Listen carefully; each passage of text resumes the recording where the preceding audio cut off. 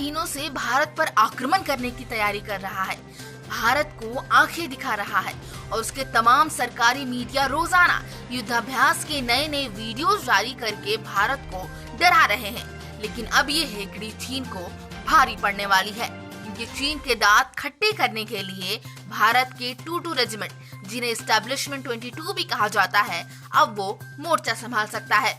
22 regiment भारतीय सैन्य ताकत का वो हिस्सा है जिसके बारे में बहुत कम जानकारियां ही सार्वजनिक तौर पर उपलब्ध हैं।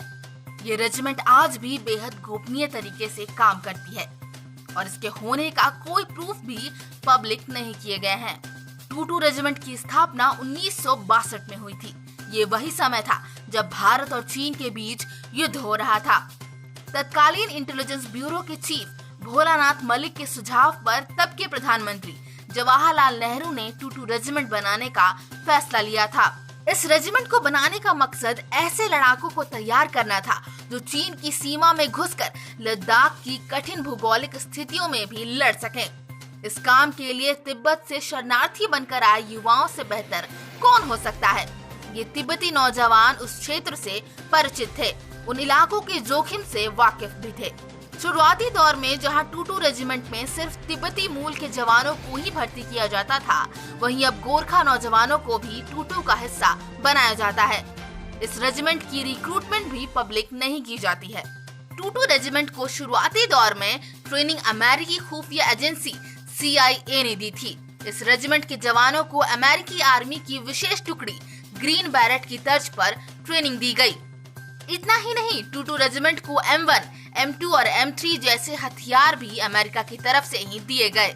1962 के युद्ध के दौरान जब इस रेजिमेंट के जवानों की ट्रेनिंग चल रही थी, तभी नवंबर 1962 में चीन ने एक तरफा युद्ध विराम की घोषणा कर दी। लेकिन इसके बाद भी 22 रेजिमेंट को भंग नहीं किया गया, बल्कि इसकी ट्रेनिंग इस सोच के साथ बरकरार रखी गई कि भविष्य में अगर कभी चीन के साथ युद्ध होता है तो ये रेजिमेंट हमारा सबसे कारगर हथियार साबित होगा। 22 रेजिमेंट के जवानों को विशेष तौर से गुरिल्ला युद्ध में ट्रेन किया जाता है। इन्हें रॉक क्लाइंबिंग और पैरा जंपिंग की स्पेशल ट्रेनिंग दी जाती है और बेहद कठिन परिस्थितियों में भी जीवित रहने के गुर सिखाए जाते हैं।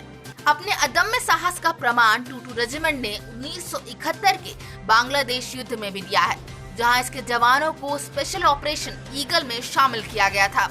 इस ऑपरेशन को अंजाम देने में 22 रेजिमेंट के 46 जवानों को शहादत भी देनी पड़ी थी। इसके अलावा 1984 में operation blue star, operation Meghdoot और 1999 में हुए कारगिल युद्ध के दौरान ऑपरेशन विजय में भी 22 रेजिमेंट ने अहम भूमिका निभाई। पूर्व भारतीय सेना प्रमुख रहे दलबीर सिंह सुहाग भी 22 रेजिमेंट की कमान संभाल चुके हैं।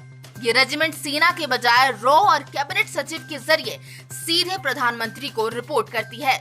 22 रेजिमेंट में आज कितने जवान हैं, कितने अफसर हैं, इनकी बेसिक और एडवांस ट्रेनिंग कैसे होती है और ये काम कैसे करते हैं, ये आज भी एक रहस्य ही है। 22 रेजिमेंट का उद्देश्य आज भी वही है जो इसकी स्थापना के वक्त था, चीन से युद्ध की स्थिति में भारतीय सैन्य ताकत का सबसे मजबूत हथियार साबित होना। तो बेशक चीन के गुमान को तोड़ने के लिए उसे उसी की भाषा में जवाब देने के लिए 22 रेजिमेंट के बांकुरे आज भी तैयार हैं। उन्हें बस इंतजार है प्रधानमंत्री के सिर्फ एक इशारे का। चकाचक एक्सप्रेस के लिए शशांक की रिपोर्ट।